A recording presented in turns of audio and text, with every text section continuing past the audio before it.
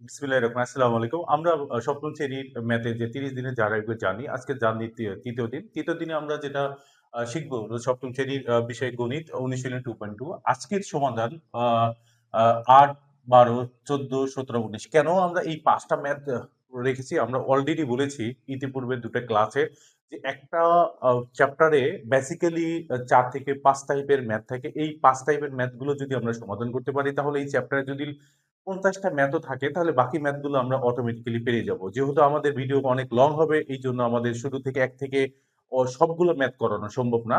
তো এইজন্য আমরা এটাকে সিগনিফিক্যান্ট করে ৫ টা ম্যাথে ৫ টা টাইপের ম্যাথে আমরা ভাগ করেছি। তো যথারীতিতে আমি আপনাদের সাথে আছি জাহিদ হাসান, পড়াশোনা করেছি জগন্নাথ বিশ্ববিদ্যালয়। তো চলুন শুরু করা যাক আমাদের ম্যাথের কিছু অসাধারণ টেকনিক ০, ৮, ১২, ১৪ এবং ১৭, ১৯ নম্বর কোয়েশ্চেন। কোশ্চেনে বলা হয়েছে যে স্বপন একটি কাজ ২৪ দিনে করতে পারে এবং রতন উক্ত কাজটি ১৬ দিনে করতে পারে। তারা একত্রে কাজটি কত দিনে শেষ করতে পারবে? এই কোশ্চেনটাই আমাদের সিগনিফিকেন্ট করা দেওয়া হচ্ছে কি স্বপন নামে একজন লোক আছে যিনি ২৪ দিনে কাজ শেষ করে এবং রতন নামে আরেকজন লোক আছে যিনি ১৬ দিনে কাজটি শেষ করতে পারে। কোশ্চেনে বলা হয়েছে এ করতে তারা কতদিন কাজ করবে। তো এখন স্বভাবত কি বোঝায় যে একজন লোক যদি একটা কাজ করে এবং ২ জন লোকটা যদি সেম কাজটা করে তো অবশ্যই তো সাধারণত কম আসবে, তাই কি না? ওই যে আমরা বৃদ্ধের গল্প শুনেছিলাম যে এক বৃদ্ধের ৩ টা ছেলে আছে। তারা বলছে একতাই বল, ১০ এর লাঠি একতাই বল। এই যে এই কোশ্চেনটার মতনই যে আমরা যদি ১০ জন মিলে যে কাজটা করি সেই কাজটা খুব সহজে করতে পারবো, বাট একজন মিলে সে কাজটা করলে অনেক বার্ডেন হবে। এখন কি বলছে যে একত্রে কাজটি কতদিন করতে হবে? তো একটা এই কোশ্চেনটা টেকনিকের সাথে করা যায়। কেমন টেকনিক? যে বিষয়টা হলো এই যে প্রথম অর্থাৎ স্বপন যে কাজটা করলো কত ২৪ এবং রতন কাজ করলো ১৬, তাহলে তারা একত্রে কাজ করার ক্ষেত্রে কি হবে? সবসময় প্রথম ব্যক্তি গুণন দ্বিতীয় ব্যক্তি হবে। কি হবে? প্রথম ব্যক্তি গুণন দ্বিতীয় ব্যক্তি। কোশ্চেনটা কি হবে? যে প্রথম ব্যক্তির দিন গুণন দ্বিতীয় ব্যক্তির দিন, তাই তো? এবং নিচে হবে ভাগ হবে হচ্ছে প্রথম ব্যক্তির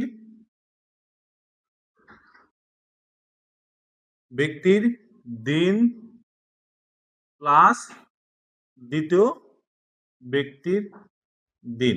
এটা হলো আমাদের ফর্মুলা। তাহলে একত্রে কাজ করতে গেলে আমাদের ফর্মুলা কি হবে? প্রথম ব্যক্তির দিন গুণন দ্বিতীয় ব্যক্তির দিন ডিভাইডেড বাই কি হবে? প্রথম ব্যক্তির দিন প্লাস দ্বিতীয় ব্যক্তির দিন। তাহলে প্রথম ব্যক্তির দিন এখানে কত আছে? প্রথম ব্যক্তির দিন এখানে কত আছে? ২৪ আছে। কার দিন? স্বপনের দিন। এবং দ্বিতীয় ব্যক্তি কি আছে? রতন। রতনের দিন আছে কত? ১৬। তারা একত্রে ক্ষেত্রে কি হবে? একত্রের ফর্মুলা, একত্রে কাজ। একত্রে কাজ করতে গেলে এই ফর্মুলা হবে। তাহলে প্রথম ব্যক্তি দিন। তাহলে প্রথম ব্যক্তির কে? স্বপন। স্বপনের দিন কত? ২৪ গুণন রতনের দিন কত ছিল? ১৬। তাহলে যোগ কি হবে? প্রথম ব্যক্তি দিন ২৪ প্লাস ১৬। এখন যদি আমরা এটাকে করি ২৪ এবং ১৬ এইভাবেই রেখে দিলাম।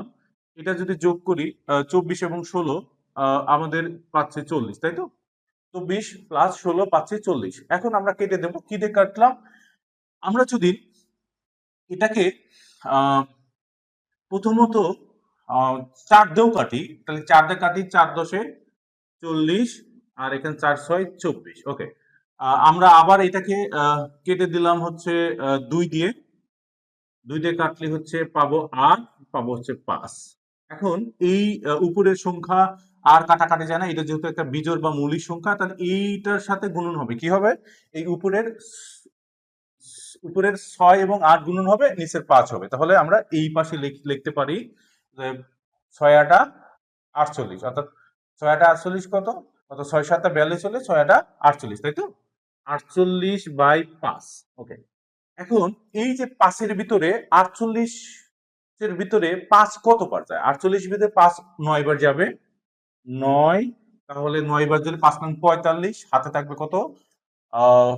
৩। ওকে, ৩ থাকবে। তাহলে উপরে ৩/৫ দিন।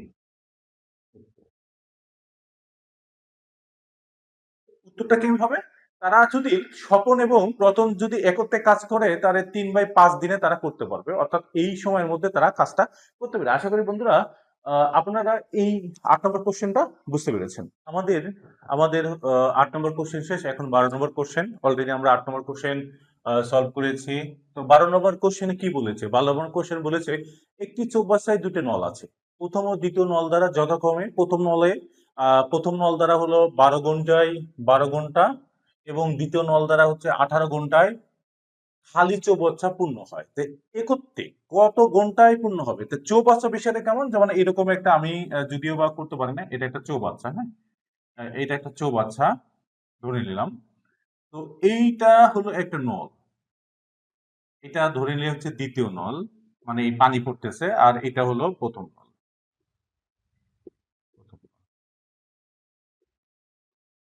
এই যে দ্বিতীয় নল, প্রথম নল দ্বারা কত ঘন্টায়? 12 ঘন্টা সময় লাগে। কত? 12 ঘন্টা। যদি কি হয়, এই নলটা যদি বন্ধ থাকে তাহলে সেক্ষেত্রে প্রথম নলটা দ্বারা আমার 12 ঘন্টা, আর দ্বিতীয় নলটা দ্বারা যদি আমার প্রথম নলটা বন্ধ থাকে তাহলে দ্বিতীয় নলটা দ্বারা আমার হচ্ছে 18 ঘন্টা সময় লাগে। 18 ঘন্টা সময় লাগে আমার এই চৌবাচ্চাটা পানি দ্বারা পূর্ণ হতে। এখন কথা হলো যে দুটা নল, এই নল প্লাস হচ্ছে এই নল যদি আমি একত্রে দুটাই খুলে দিই এবং দুটা দ্বারাই পানি আহ ভরতে থাকে তাহলে কত সময় লাগবে? তো বন্ধুরা, এই যে আমরা 8 নম্বর কোশ্চেনটা যে করছিলাম না, এই 12 নম্বর কোশ্চেন এবং 8 নম্বর কোশ্চেন সেম কোশ্চেন। কেমন করে সেম কোশ্চেন? আমরা ওইখানে কাজের কথা বলছিলাম যে যখন একত্রে কাজ করা বোঝায় তখন হচ্ছে কি করছে বলছিলাম যে প্রথম গুণন দ্বিতীয়। তাহলে প্রথম নল আমরা এখানে কি লিখতে পারি? প্রথম নল গুণন হচ্ছে দ্বিতীয় নল সময়, তাই তো? সময়। প্রথম নল গুণন দ্বিতীয় নলের কি? সময়।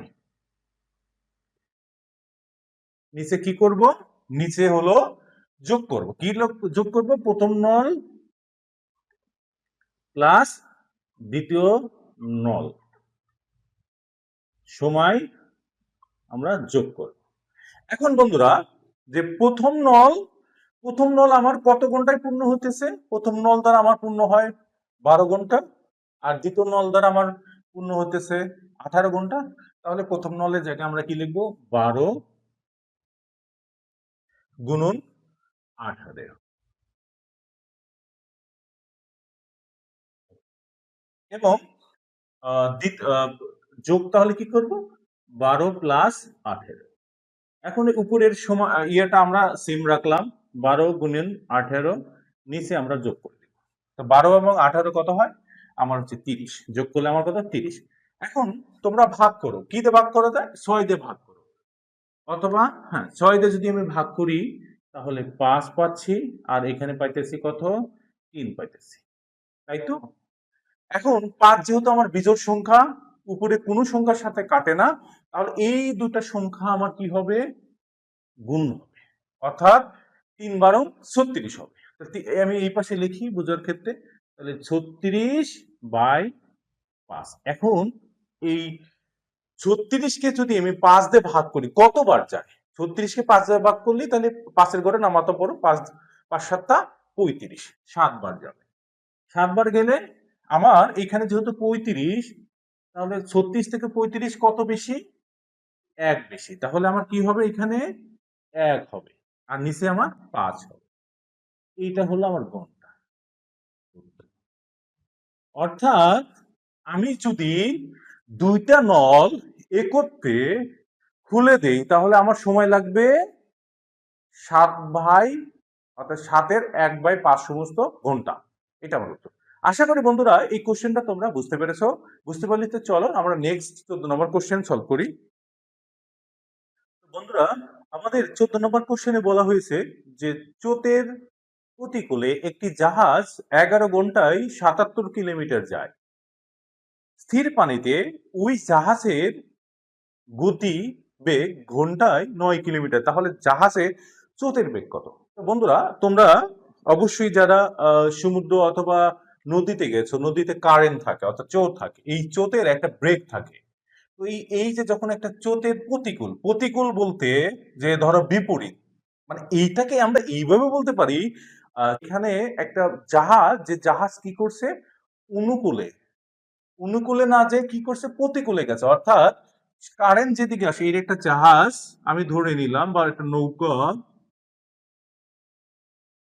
হুম, এটা পানি, হ্যাঁ, পানি। এই নৌকাটা এই দিকে আসতে চাচ্ছে, বাট চোত আমার কোন দিকে, চোত আমার হচ্ছে এই দিকে। তার মানে এর যে গতি আছে, গতিতে সবসময় কি এইখানে বাধাপ্রাপ্ত হবে, তাই তো? এখন যেহেতু বাধাপ্রাপ্ত হবে, বাধাপ্রাপ্ত হলে কি, এখন বলতেছে যে চোতের প্রতিকূলে 11 ঘন্টায় সে 77 কিলোমিটার গেছে। তার মানে 1 ঘন্টায় কত কিলোমিটার গেছে? 1 ঘন্টায় আমরা যদি চিন্তা করি, ঘন্টায় এখানে 7 কিলোমিটার গেল। ঘন্টায় যদি 7 কিলোমিটার যায়, এবং স্থির পানিতে ওই জাহাজটা ঘন্টায় কত কিলোমিটার যায়? ঘন্টায় আবার 9 কিলোমিটার যায়। তাহলে কিন্তু আমার কোশ্চেনটা কিন্তু এখানেই অ্যান্সার বের হয়ে গেল, যে এইখানে যেহেতু তো এই প্রতিকূলে যায় ঘন্টায় কত কিলোমিটার, 7 কিলোমিটার। আর অনুকূলে বা স্থির পানিতে, যেখানে স্থির পানি বলতে যে এইখানে কোনো চোট না, একদম ফ্ল্যাট, তখন সেই ক্ষেত্রে যায় কত, 9 কিলোমিটার। তার মানে আমি যদি স্থির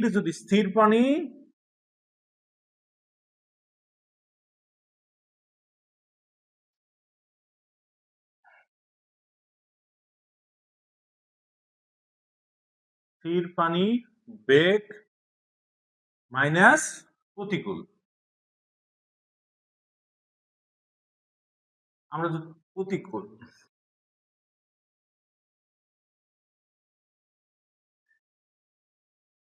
স্রোতের বেগের ফর্মুলা কি, স্থির পানি বেগ মাইনাস প্রতিকূল বেগ। তাহলে আমাদের স্থির পানির বেগ কত ছিল, 9, এবং প্রতিকূলের বেগ কত ছিল, 7। তাহলে আমার বেরোলটা 2। তাহলে এই যে 2 কিলোমিটার আমার স্রোতের বেগ, এটাই উত্তর। তো বন্ধুরা, এই কোশ্চেনটা কতটা সহজভাবে আমরা করলাম, আশা করি তোমরা বুঝতে পেরেছো। তাহলে আমাদের 14 নম্বর কোশ্চেন ডান। বন্ধুরা, এখানে 19 নম্বর কোশ্চেন বলেছে 20 মিটার একটি ট্রেন 330 মিটার দীর্ঘ একটি সেতু অতিক্রম করে। ট্রেনটির গতিবেগ 30 কিলোমিটার ঘন্টা হলে সেতুটি অতিক্রম করতে কত সময় লাগবে? তার মানে এইখানে একটা ট্রেন আঁকার ট্রাই করি, যদিও আমি খুব একটা আঁকতে পারি না। এটা একটা ট্রেন, ওকে, ধরে নিলাম একটা ট্রেন। পারি না কতটা, দেখবা এই ট্রেনটার দৈর্ঘ্য হলো 120 মিটার। এই সামনে একটা সেতু আছে, হ্যাঁ, সামনে একটা কি আছে, ঝুলন্ত একটা সেতু আছে। এই সেতুটার দৈর্ঘ্য আমার 330 মিটার। তার মানে আমার ট্রেনটার দৈর্ঘ্য কত, 120 মিটার, এবং সেতুটার দৈর্ঘ্য হচ্ছে 330 মিটার। এখন এই এই এর ঘন্টায় গতিবেগ কত, ঘন্টায় যায়